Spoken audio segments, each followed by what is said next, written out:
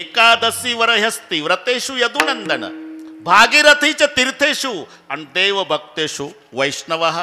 आज श्रेष्ठ व्रत एकादशी आहे. भक्तांमध्ये आवडणारे वैष्णव आहे. ज्या काठाला आपण बसलो प्रत्यक्ष जाण पार्वत काय ते त्रिवेणी गुप्त असे आणि भैरवापासून भागीरथी वसे. लक्षात घ्या. हा ना, त्याचं वर्णन केलं आपण, त्याच्या विरोधात नाही. सर्वोत्तम तीर्थ, सर्वोत्तम क्षत्र, तीर्थ, देव. शास्त्राने हा भाव निवडला.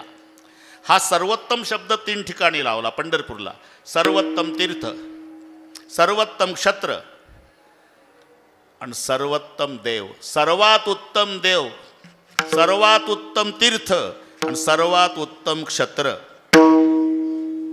बरं का? सर्वात उत्तम तीर्थ चंद्रभागा, सर्वात उत्तम देव विठोबा आणि सर्वात उत्तम क्षत्र पंढरपूर. हे सर्वांना पाठ आहे.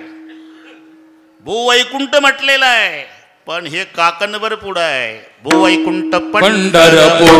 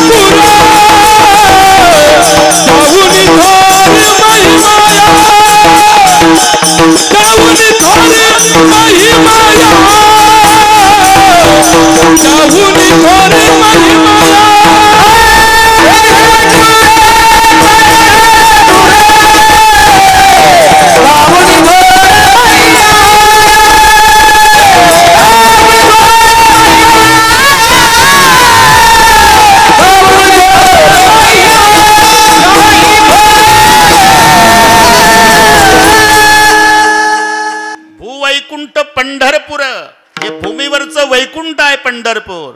पण अलंकापूर त्याहून थोर महिमाया. म्हणून कदाचित पंढरपूरची यात्रा चुकली तरी चालल, पण पांडुरंगाना आनंद कधी होतो? यात्रे अलंकापुरा येते.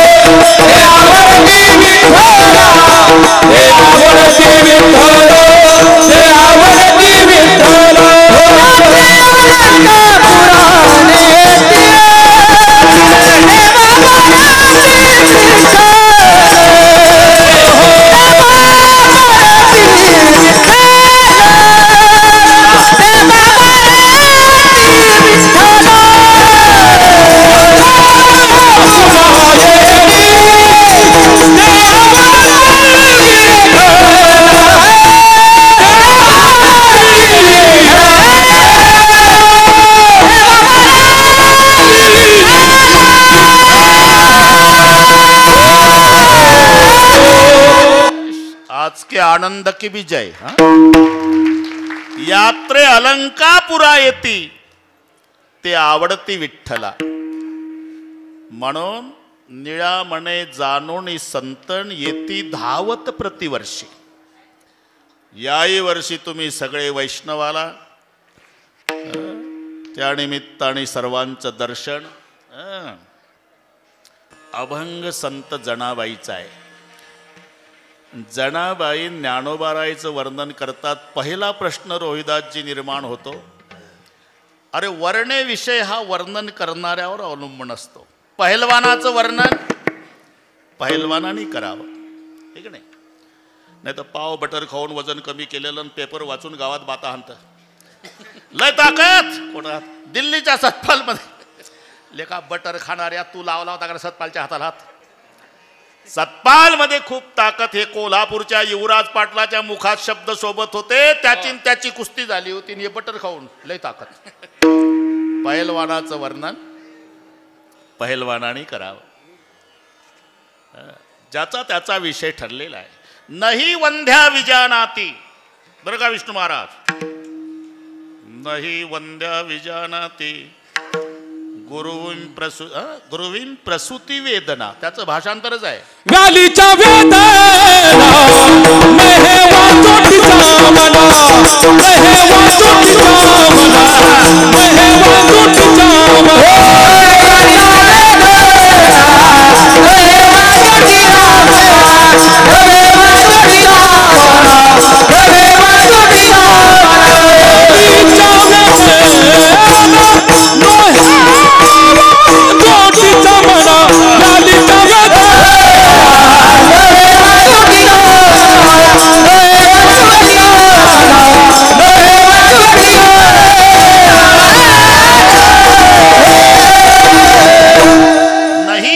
विजानाती गुरुवीं प्रसूती वेदना.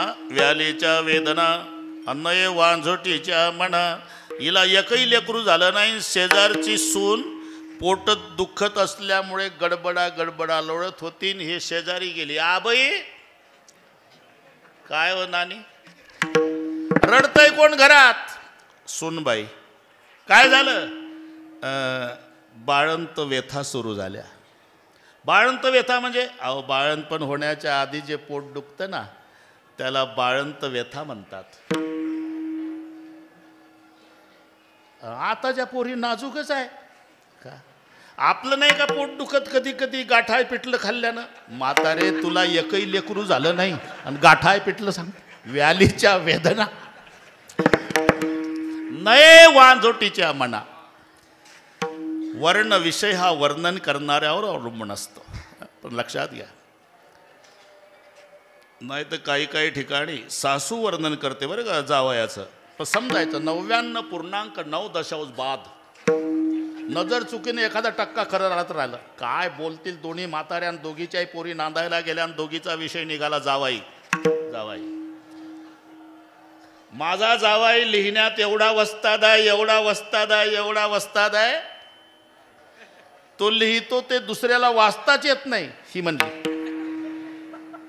पलीकडचे तंबाखू काढला. तुझा जावाई स्वतः लिहितो ते दुसऱ्याला वाचता येत नाही. माझा तर त्याच्या पुढचा आहे का? स्वतः लिहितो ते त्यालाच वाचता.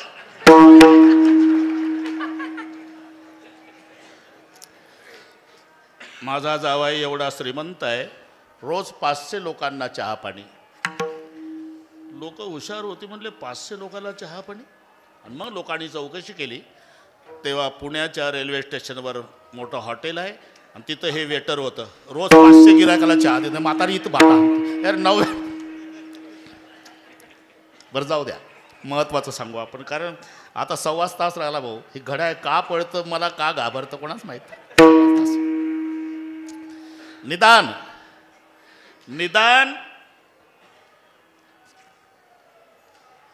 बुवाचं वर्णन करायला बुवा पाहिजे. वर्णन आहे ज्यांचं ते बुवा आहे आणि वर्णन करणारी बाई आहे. पहिला मुद्दा. वर्णन कोणी केलं? जनाबाईनं. आणि कोणाचं? ज्ञानाच्या राजाचं. पहिला मुद्दा. अरे बाईचा अधिकार सामान्य समजू नका तुम्ही. ए लाडक्या बहिणी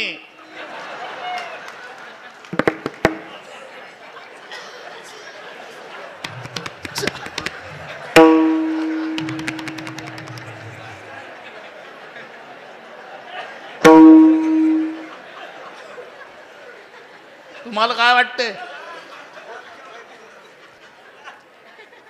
अधिकार कळला ना तुम्हाला 20 तारखेला?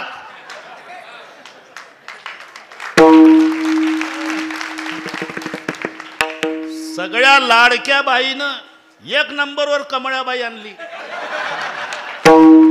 बाईचा अधिकार अभंग जनाबाईचा आहे भाऊ. विठ्ठल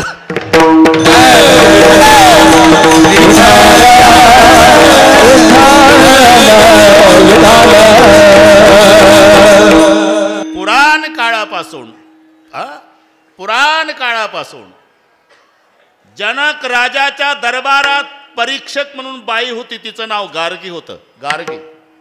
राजा जनकाने 1000 गाई. आता वेळ वाढते पण थोडक्यात, तरी पुढे जात नाही भाऊ तुम्ही काय. मला अजून कोणी महाराष्ट्र वैतागला नाही. गोवर्धनगड वंसमोरच चालू आहे, पण मी वेळ सांभाळतो. इथे आलो तेव्हा 1 मिनिट के नव्हता 4ला. तसंच होईल पुढं.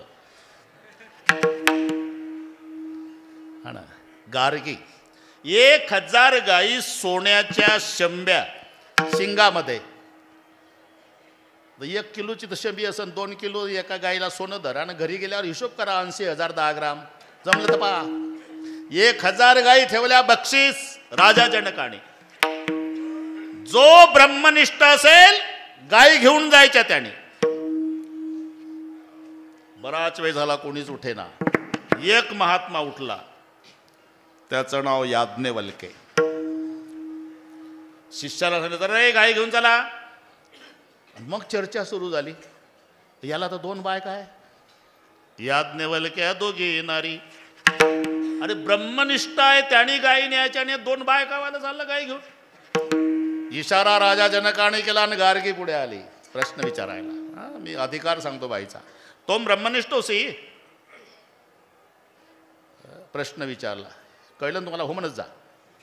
तुम्ही ब्रह्मनिष्ठ आहे? अहम ब्रह्मनिष्ठोस मी नाही म्हटलं. का अभिमान येतो? ते मला माहिती नाही गार्गी मी कोण आहे, पण गाई नेण्याचा अधिकार पठ्ठ्याचा आहे. आता गार्गी चकित झाली. तिनं समाधान तिचं झालं, पण जाता जाता 2 प्रश्न विचारली. को वै ब्राह्मण हा. मी बाईचा अधिकार. को वै ब्राह्मण हा को वै कृपण हा. कृपण कोणाला म्हणतात आणि ब्राह्मण कोणाला म्हणतात? तेव्हा गर्गाचार्यजींनी आपलं याज्ञवल्क्यजींनी उत्तर दिलं. यो वैयेतत् अक्षरम अविदित्वा अस्मिन् लोकान् गत्वा सः कृपाणः ये वै यतद अक्षरम विदित्वा अस्मिन् लोकान् प्रयति सा ब्राह्मणः. जो या लोकात येऊन ब्रह्माला जाणतो त्याला ब्राह्मण म्हणतात आणि ब्रह्म न जाणता मरतो त्याला कृपण म्हणतात. हे गार्गीच्या प्रश्नाचं बाईचा अधिकार. आपण ज्या दरबारात आहोत, सगळ्या जगाला उपदेश करणारे संत ज्ञानेश्वर महाराज आहे. पण सिद्धबेटातल्या झोपडीत दार लावून बसले ना, त्यांची समजूत काढायला मुक्ताबाई. दादा विश्वरागे झाले वन्नी, अरे संती सुखे व्हावे पाणी. जर जग पेटलं ना दादा, आपण पाणी होऊन विझवावं रे दादा. अरे ते आपलेच लोक आहे ना, जी दाताने चावली कोणी 32 पाडिली. माझं ऐका दादा, इतके ऐकून शांती धरा, इतके ऐकून शांती धरा.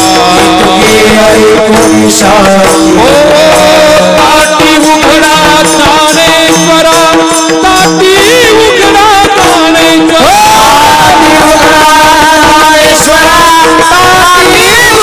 ज्ञानेश्वरा.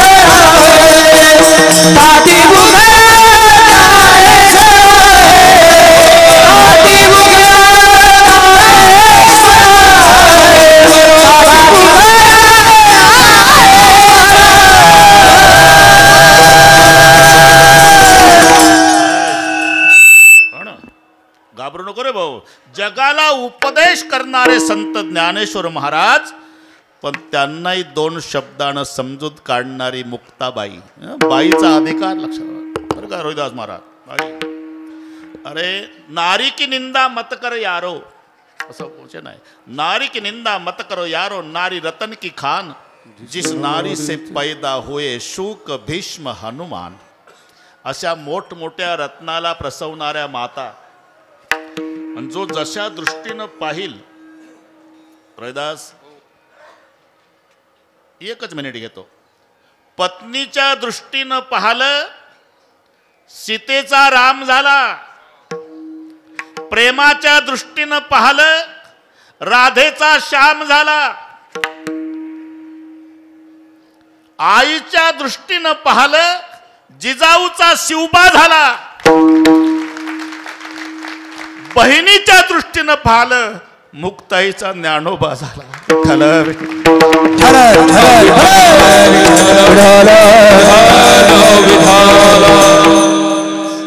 वाढत चाललं आपलं, पण बरोबर करू आपण. बाईचा अधिकार सांगतोय. गार्गी, मुक्ताबाई, या अभंगात जनाबाई. सामान्य अधिकार नाही.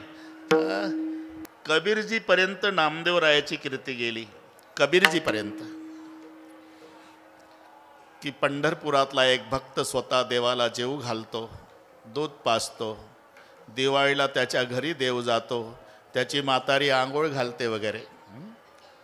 काला बछड़ा कपिला गाई दूध दुआवन नामा जाई, सोने का गड़वा दूध ने भरिया, पियो नारायण आगे धरिया, प्रभु की मूरत दूध नहीं पीवत, सर पचारत नामा रोवत, ऐसा भगत मैंने कभी नहीं पाया, नामदेव ने दूध पिलाया. आणि म्हणून कबीरजी वेळ कमी असल्यानं गाई निघले काशीहून. गाई निघले 750 वर्षापूर्वी. पंढरपुराच्या जवळ आले तर 3 मुली त्यांची भांडणं चालू झाली गोवऱ्याहून. आणि हे आले नामदेवाच्या दर्शनासाठी. कबीरजी आले. का भांडता पोरी हो? गोवऱ्या चोरल्या महाराज आमच्या दोघीच्या. येईन ती म्हणली नाही महाराज मी नाही चोरल्या गोवऱ्या. अहो चोरल्या महाराज. आणि ती नाही म्हणते ना. तुम्हीच सांगा महाराज आम्ही दोघी जणी, ही एकटी. मग आमच्यापेक्षा गोवऱ्याचा ढिगीचा जास्त कसा झाला? चोरल्याशिवाय झाला का? हा मुद्दा कबीरजीला पटला. अरे बरोबर आहे त्यांचं. तू एकटी आहे आणि या दोघी आहे. चोरल्याशिवाय तुझ्या गोवऱ्याचा ढीग त्यांच्यापेक्षा जास्त झाला का? नाही बाबा. मग ढीग कसं जास्त झाला? माझ्या 6 हाताच्या गोवऱ्या आहे, त्यांच्या 4च हाताच्या आहे, दोघीचे 4 हात. मग माझे 2. आणि जगाचा बाप पांडुरंग मला गोवऱ्या वेचू लागतो महाराज 4 हाताने. नामयाचे जणी सवेवेची,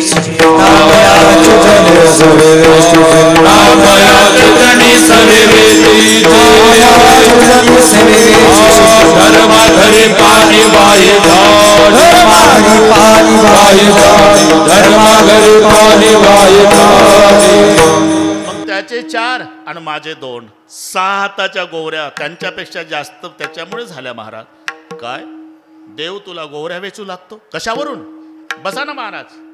गोवरी कानाला लावा. विठ्ठल ध्वनी येत असेल तर गोवरी माझी, येत नसेल तर चोरली. बसले कबीरजी. मी तिथंच होतो म्हणून सांगतो नीट ऐकाय. गोवरी घ्यायचे विष्णूबाबा, कानाला लावायचे विठ्ठल ध्वनी, पुन्हा कानाला विठ्ठल ध्वनी, पुन्हा कानाला विठ्ठल ध्वनी, प्रत्येक गोवरीतून विठ्ठल ध्वनी. कबीरजी चकित झाले. बेटा आम्ही भारतभर फिरतो, जिवंत माणसाचे तोंड विठ्ठल म्हणत नाही, तुझी गोवरी विठ्ठल म्हणते. तू कोण आहे बेटा? माझी स्वतंत्र ओळख नाही बाबा. मग संत नामदेवाची दासी म्हणून पंढरपूर ओळखतं मला, जनी नाव आहे माझं. मग कबीरजी चकित झाले. ज्याचं नाव काशीपर्यंत आलं त्याच्या दर्शनाला मी पंढरपूरला निघालो, त्याची दासी तिच्या हातच्या गोवऱ्या जर विठ्ठल म्हणते तर तो नामदेव बाबा कसा असेल बरं का? पोटाला कवटाळलं जनाबाईला, डोळ्याला धारा लागल्या कबीरजीच्या. बेटा कोण म्हणतंय तुला दासी? अख्ख पंढरपूर म्हणतंय बाबा. नाही तू दासी नाही बेटा. मग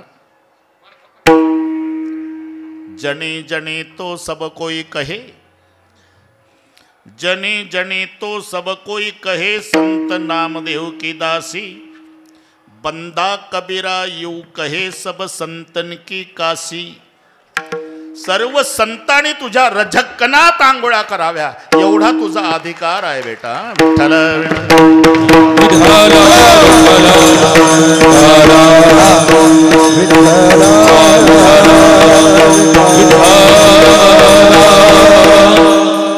आपलं वाढलं कुठून? बाईन बुवाचं वर्णन अरे अधिकार पाहना. विष्णू महाराज, फडाईवर अजून परंपरा आहे. चालीचा मान, फडावरच्या पद्धती पहा तुम्ही, ज्याच्या त्याचा ठरलेला आहे. तर त्या गावाची नावं घेऊन मना कोपरगावकर म्हणून नका, तिथलं सांगतो. मना सिन्नरकर, मना सिल्लोडकर. अधिकार सांगतो जनाबाईचा, कीर्तन नामदेवाचं, आणि चाल सांगण्याचा अधिकार जनाबाईचा. जनी म्हणे ज्ञान देवा बोला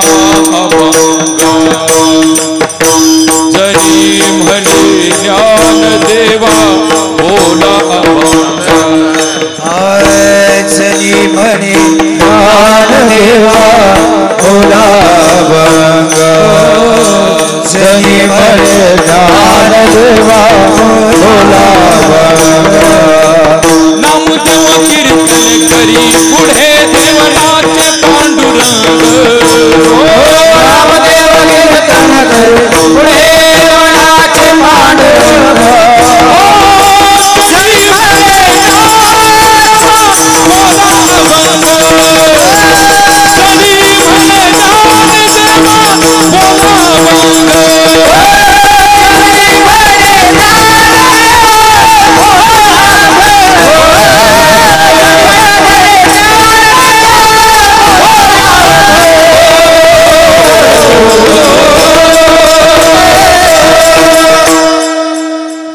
म्हणे ज्ञान देवा बोला भंग. कीर्तनात नामदेवरायाच्या आणि चाल सांगण्याचा अधिकार जनाबाईचा. अधिकार लक्षात घ्या. पहिली चाल कोणाला असायची विष्णू महाराज? मना आळंदीकर. जणी म्हणे ज्ञानदेवा, आळंदीकरच की नाही, ज्ञानदेवा बोला भंग. आणि पहिली चाल कोणाला असते का? उत्कृष्ट गायक त्याला पहिली चाल असते. याचा अर्थच आहे की ज्ञानोबारा एक नंबरचे गायक होते.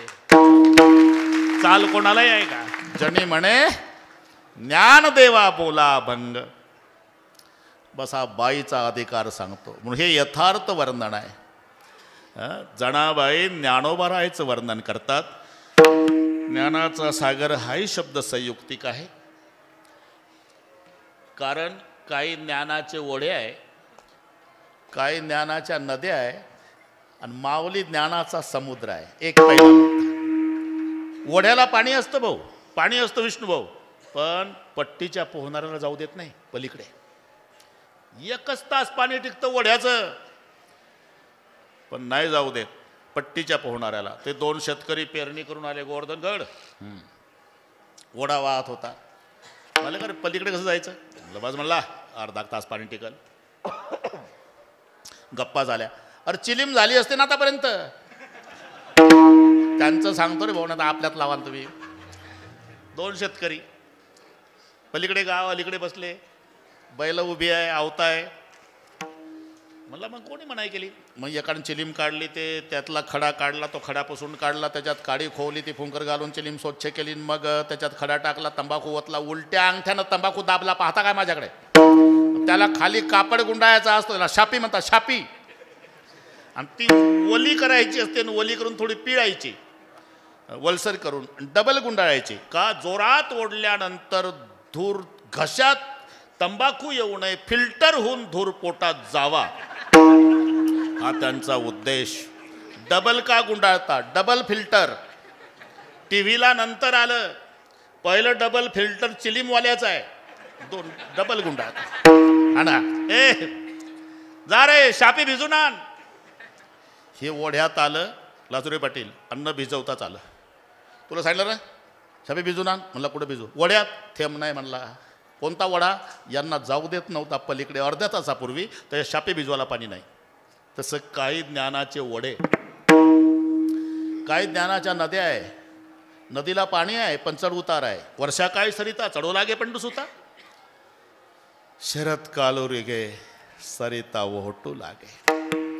चढ उतार आहे, पण समुद्राकडे कधी जा, दिवसा जा, रात्री जा, उन्हाळ्यात जा, पावसाळ्यात जा, दुष्काळात जा, पूर्ण पाण्यानं भरलेला. तसं ज्ञानोबा राय ज्ञानानं भरलेला, म्हणून हेही प्रमाण संयुक्तिक आहे. विवेक सागर ज्ञानाचा सागेरा, ज्ञानाचा सागेरा, ज्ञानाचा सागेरा.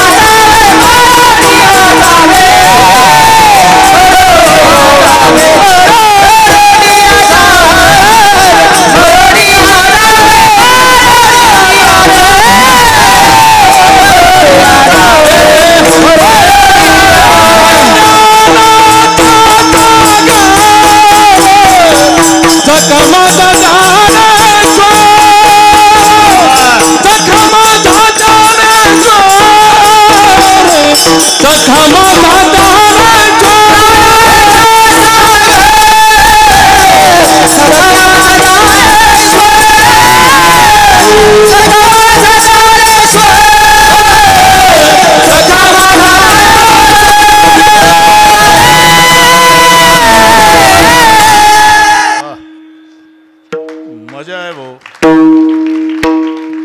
अरे तुका म्हणे घडी घडीने साधावी, कोडप आलं रोहिदास पुढचं वर्ष. आहे तो आनंद लुटायचा. आज हवं हे खरं आपण आज ज्ञानाचा सागर आणि सका माझा ज्ञानेश्वर, ज्ञानाचा समुद्र म्हटलेला आहे. प्रमाण तुम्हालाही पाठ आहे, फक्त तुम्ही म्हणत नाही. याची ज्ञान संजीवनी जाणत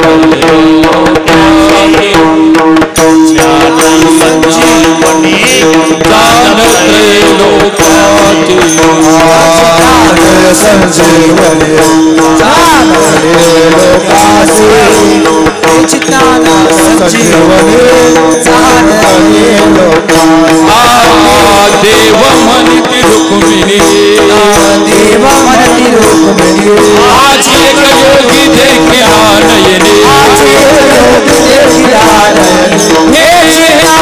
संजीवनी ज्ञान त्रैलोक्याची, हे ज्ञान संजीवनी ज्ञान त्रैलोक्याची.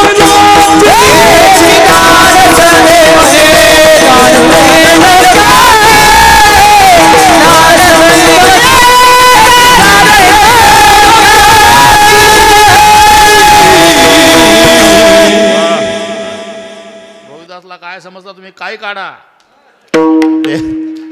देव म्हणती रुक्मिणी, हाच एक योगी देखिला नयनी, त्रैलोक्याला ज्ञान, याची ज्ञान संजीवनी जाण त्रैलोक्यासी, म्हणून ज्ञानाचा सागर. ज्ञानम एव ईश्वरः इति ज्ञानेश्वरः, ऐकेका ज्ञान चक्रवर्ती तू तव, ज्ञानाचीच मूर्ती. कितीतरी प्रमाण आहे. म्हणून ज्ञानाचा राजा असल्यामुळे त्यांचा ग्रंथ सुद्धा ग्रंथाचा राजा झाला आहे ना. पारायणात काय जपतात? ग्रंथराज ज्ञानेश्वरी. का? ज्यानं लिहिली तो ज्ञानराज, म्हणून ज्यानं लिहिला ग्रंथ तो ग्रंथराज. बस लक्षात घ्या. जल से पतला ज्ञान है, पाप भूमि से भारी, क्रोध अगण से तेज है, कलंक काजल से कारी. हे सगळे पाठ झालं अनुप जलोटा तुम्हाला. जल से पतला ज्ञान है, पाप भूमि से भारी, क्रोधागण से तेज है, कलंक काजल से कारी. जल से पतला ज्ञान, पाण्यापेक्षा पातळ ज्ञान आहे. कशावरून? रेड्यापर्यंत पोहोचवता आलं यावरून. विठ्ठल विठ्ठल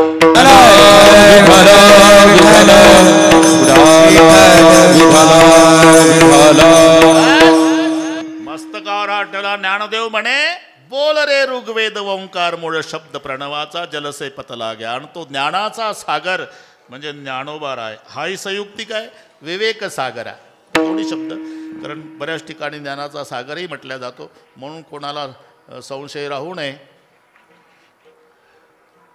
आणि हे कुठून येतलं म्हणाल तर नामदेव आप्पा शामगावकरांची मालिका ज्यांच्याकडे असेल त्यांनी घरी गेल्यावर विवेक सागरा शोधा, म्हणजे मी थापा मारत नाही, सिद्ध झालं. तिथे विवेक सागर हा शब्द आहे, तिथे ज्ञानाचा सागर आहे. म्हणून दोन्हीचा स्पर्श करू थोड्या थोड्या. ज्ञानाचा सागर सगळा माझा ज्ञानेश्वर. विवेक सागरा. विवेक कशाला म्हणतात? विचार वेगळा आणि विवेक वेगळा. शब्द जवळजवळचे आहे. आता मराठी आहे ही, पण इंग्रजीपेक्षा कठीण आहे. 4 गोष्टी मस्त झाल्या गोवर्धनगड.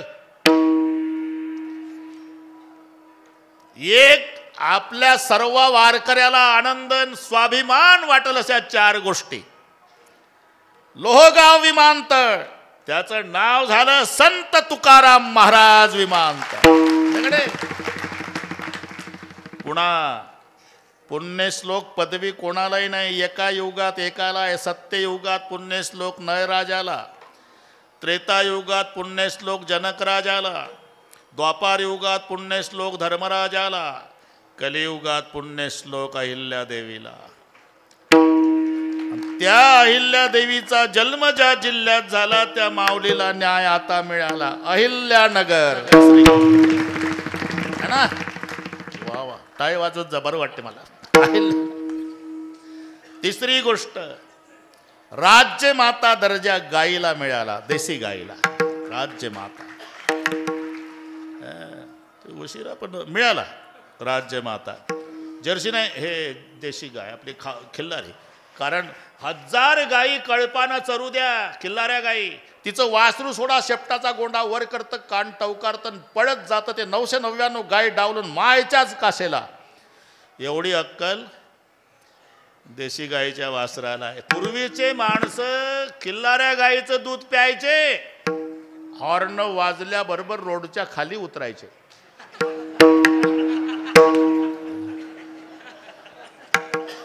अरे मी एकही शब्द बोललो नाही. हे तुम्ही अनुभवानं हसता का? आता हॉर्न वाजवा, पुन्हा गाडीच्या पुढे येतं. ते समजाव जर्सीचा परिणाम आहे. तो राज्य माता दर्जा मिळाला तो आपल्या देशी गाईला. आणि अभिजात दर्जा मिळाला मराठी भाषेला. अभिजात. जगातली धनवान भाषा, श्रीमंत भाषा मराठी. कारण भाषेचं वैभव, भाषेचं ऐश्वर रविदास स्वरावून ठरतं. स्वरावून. जेवढे स्वर जास्त ती भाषा श्रीमंत, जेवढे स्वर कमी ती भाषा गरीब. म्हणून जगाच्या पाठीवर इंग्रजी गरीब ठरली, कारण 5च स्वराची आहे. ए, ई, आय, ओ, यू. जमला आता. 5च स्वर आहे इंग्रजीला. जगातली धनवान भाषा इंग्रजी नाही, मराठी आहे. का? 16 स्वर आहे. 16 स्वर.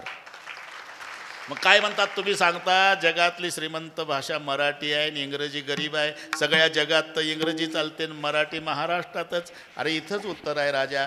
व्यापून असते तिला गरिबी म्हणतात, आणि मोजकी असते ती श्रीमंती. कोण्या गावात जा विष्णुभाऊ, 90 घरं गरीब दिसतात, 10 श्रीमंत असतात. तसं गरिबीचं दर्शन जगात कुठेही उतरा विमानतळावर तरी इंग्रजी दर्शन द्यायला हजर आहे. मराठीचं दर्शन घ्यायला महाराष्ट्रात यावं लागेल. ज्या भाषेचा स्वाभिमान छातीला हात लावून माऊलीनं माझा मराठाची बोल कौतुके नम्रता ते पैजा जिंके.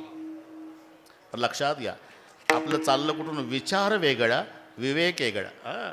शब्द सारखे असले म्हणजे काय, उच्चार सारखे असले म्हणजे अर्थ एक असतो का?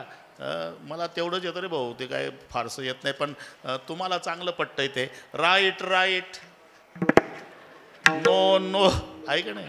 केन व डब्ल्यू त्याचाही उच्चार नोच आहे, एन ओचा उच्चार नोच आहे, WRITचा उच्चार राईटच आहे, RIGHTचा उच्चार राईटच आहे. पण एक राईट उजवा आहे, एक राईट बरोबर आहे, एक नो जाणणे आहे, एक नो नाही आहे. बस इन दिस वे. तसं हे लक्षात मी का सांगतो हे. अरे वाणी वाणी वाणी वाणी, 4 अर्थ आहे एका वाणीचे. वाणी म्हणजे दुकानदार, वाणी म्हणजे बोलणं, वाणी म्हणजे उणीव, आणि वाणी म्हणजे प्रमाणे. सगळे अभंग तुम्हाला पाठ आहे. कल्पतरुतरीकडे जो कोणी बसला, काय वाणी त्याला. कल्पवृक्षाखाली बसला त्याला काही उणीव आहे, काय वाणी त्याला. इथे उणीव घ्यायचं. जडदेहाला घेऊन वाणी गेला, इथं दुकानदार घ्यायचं.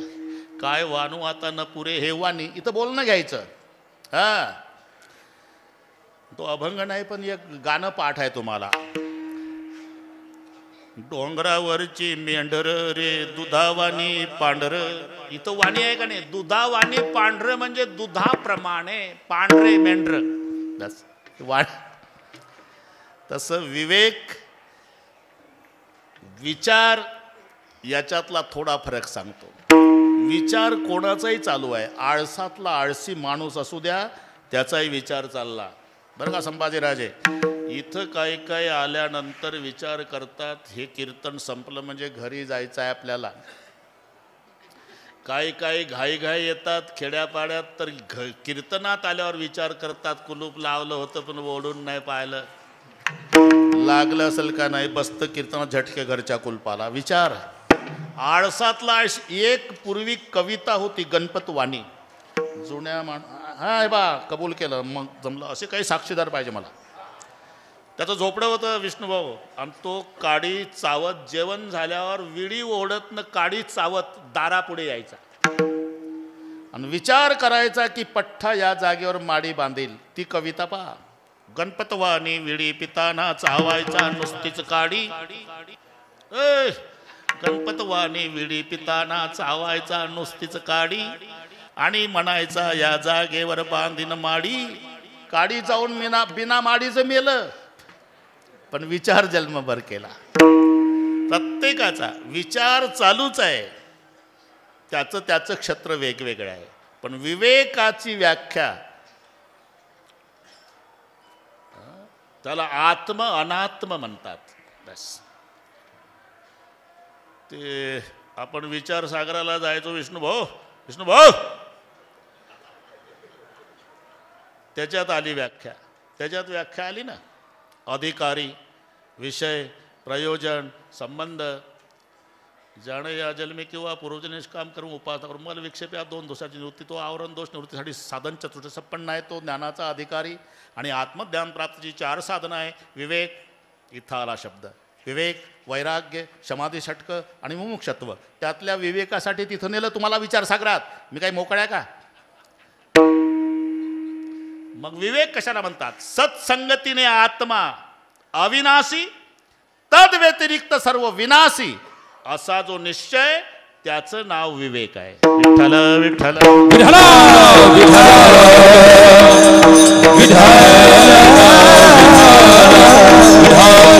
विचार वेगळा बरं का वैभव, आणि विवेक वेगळा. समजा ना आता हो म्हणत जा. आत्म अनात्म विवेक सगळा ग्रंथ आपण पहा. आता जास्त वेळ नाही, पण तुला काय वाटतं अर्जुना. पहिल्या अध्यायात तर बोलले नाही देव, दुसऱ्या अध्यायात बोलले, पण थोडे व्यावहारिक बोलले. कुतस्तु आकाशमलम विदम विषय समुपस्थितम अनार्यजुष्टम स्वर्गम कीर्तिकरम क्लैब्यम स्मागम पार्थ यतत्वयीन उपद्र शूद्र हृदय दोरण त्यक्त्वा उत्तिष्ठ पर्यंत सांडे. हे मूर्खपण, उठी गे धनुष्यबाण. तो निश्चित भ्रमातला संशयात आला. कथम भीष्म म्हणजे संशयात आला. कथम भीष्म महम संके द्रोणंच मधुसूदनेश वगैरे वगैरे. शेवटी बरं का रोहिदास, शेवटी आता ज्ञानाचा सागर झाला आपलं, इथं आलो आता. मग शेवटी तुला काय वाटतं अर्जुना. तू मारलं तर हे मरतील, नाही मारलं तर जिवंत राहतील. अरे नयनम छिंदंती शस्त्राणि नयनम दहती पावका न चैनम क्लदयन्त्यापो न शोषयति मारुतः वासांची जीर्णानि यथा विहाय नवानि गृह्णाति नरोपराणि तथा शरीराणि विहाय जीर्णान अन्यानि संयाति नवानि देही.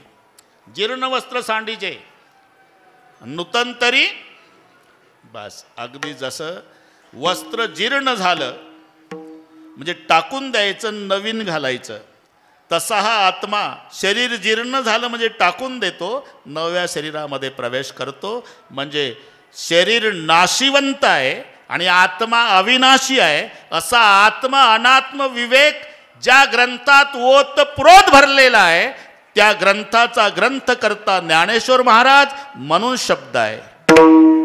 विवेक सागरा विवेक सागरा विवेक सागरा विवेक सागरा विवेक सागरा विवेक सागरा विवेक सागरा विवेक सागरा विवेक सागरा विवेक सागरा विवेक सागरा विवेक सागरा विवेक सागरा सखमा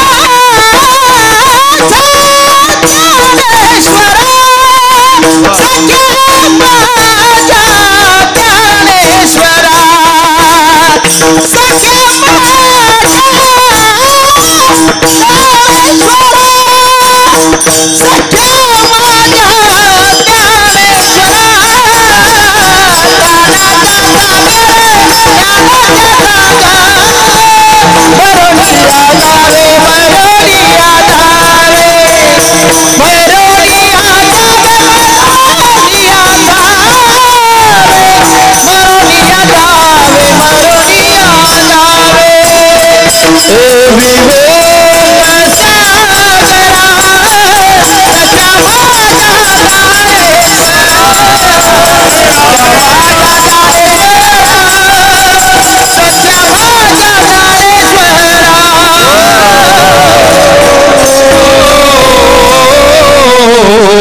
जमला. आता दोन्ही झालं, ज्ञानाचा सागरही झालं, विवेक सागरही झालं. आत्म अनात्म वेक न जायते म्रियते वा कदाचित नायं भूत्वा भविता वा न भू अजोनित्य शाश्वतोयं पुराणो न हन्यते हन्यमाने शरीरे. अरे आत्मा अविनाशी आहे आणि शरीर नाशिवंत आहे. शरीर जाता गवे नाशिवंत स्वभावे, म्हणून तुला सांगतो झुंजावे पंडू कुमारा. बस बस जाऊ दे, आता वाटतं ते. आत्म अनात्म विवेक ज्यात ओत प्रोत भरला असा ग्रंथाचा राजा ज्ञानेश्वरी ज्याने निर्माण केला, म्हणून म्हटलंय विवेक सागरा. इथपर्यंत आलो आपण, बरोबर करू आता. रोहिदास घाबरू नको. विवेक सागरा, तुम्ही विवेकाचे समुद्र आहात. पुन्हा एवढ्यावर थांबले नाही जनाबाई. सख्या माझ्या ज्ञानेश्वरा, हे 3 शब्द पुढचे पहा. एक सखा आहे, एक माझा आहे आणि एक ज्ञानेश्वर आहे. सखा हा प्रेमवाचक शब्द आहे. सकेती मत्वा प्रसुभम यदुक्तम, हे कृष्ण हे यादव हे सकेती. आणि सखा फक्त दोघालाच म्हटलंय संतांनी. काल होऊन गेलं, आमचा रोहिदास होता त्यालाही पाठ आहे. संतांनी एक तर सखा देवाला म्हटलं आणि एक तर संताला सखा म्हटलं, बाकीच्याला नाही ना. हे संपत्तीच्या नादानं लागतात सखे, इष्ट मित्र सजन सखे, सुखाची मांडणी भोजन सखे. हे सखे. जनाबाईनं देवाला सखा म्हटलं. 1 मिनिटात आणून देतो मी तिथं, काळजी करू नको. जणी बैसली न्हायाला, पाणी नाही विसाण्याला, तुळशीचे बणी जणी उकलीत होती वेणी. जास्त गरम झालं पाणी त्याच्यात ओतलं गार, आणि जास्त गार झालं तर ओतलं गरम, आणि तिची वेणी फणी करून दिली. आणि वेणी फणी करून दिलं ना जनाबाईनं पंढरपुरात. जनी सांगे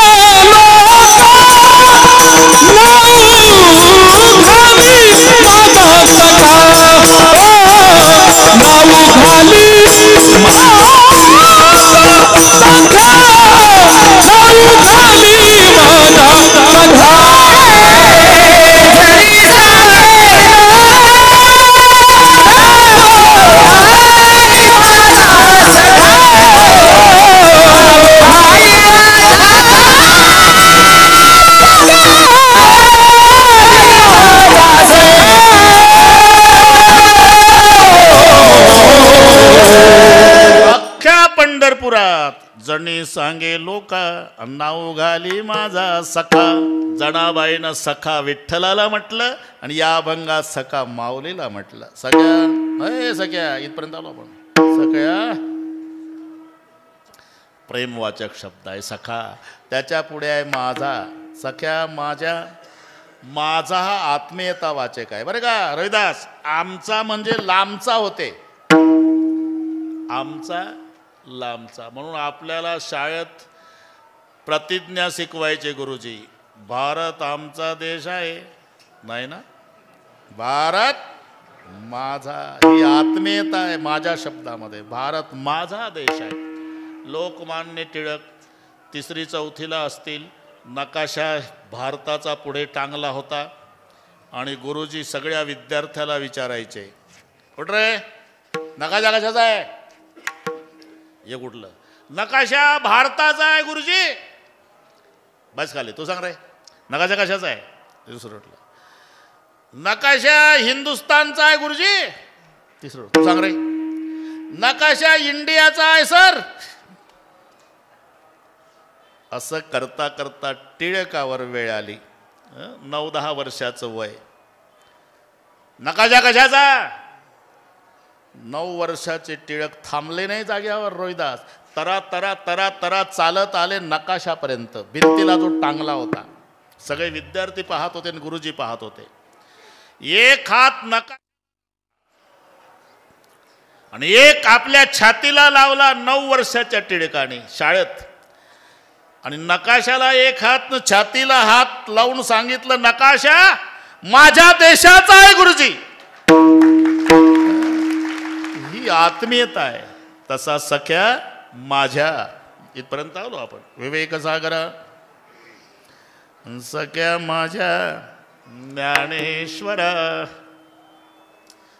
ज्ञानम एव ईश्वरा होऊन गेलं. ज्ञानाचाच ईश्वर म्हणून शब्द आहे ज्ञानेश्वरा.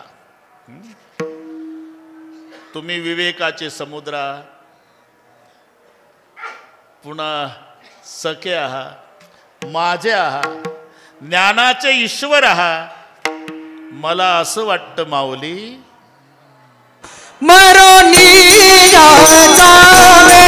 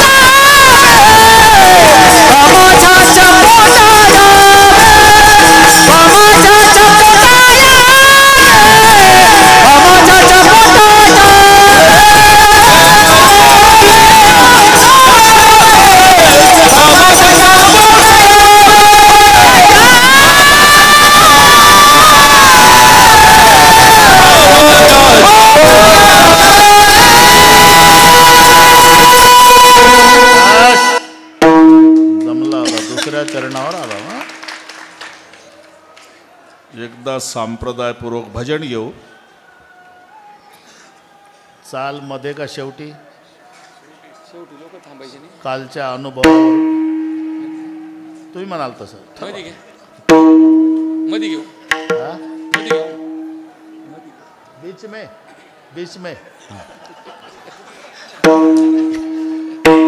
हात वर करा सगळे. हे पहा, काल विठोबा रखमाई भजन झालं सुरू आमचं इंद्रायणी घाटावर आणि चालले लोक घरी. अरे इथं वारीला आला, माऊलीसाठी आला, इथं काय राऊटीत जाऊन आरामच करायचा आहे ना.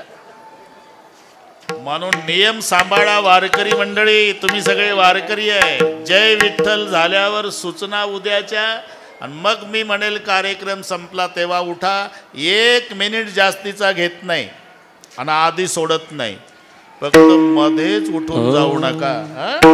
एकदा सर्वांनी हात वर करा. लाडक्या बहिणी, हा जमला वाढून देऊ तुम्हाला, काय काळजी नाही.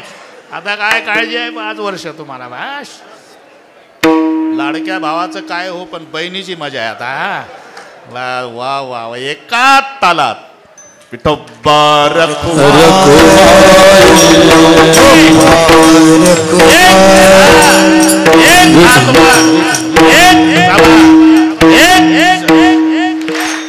थांबा थांबा विष्णू भाऊ, एवढं मजा पा.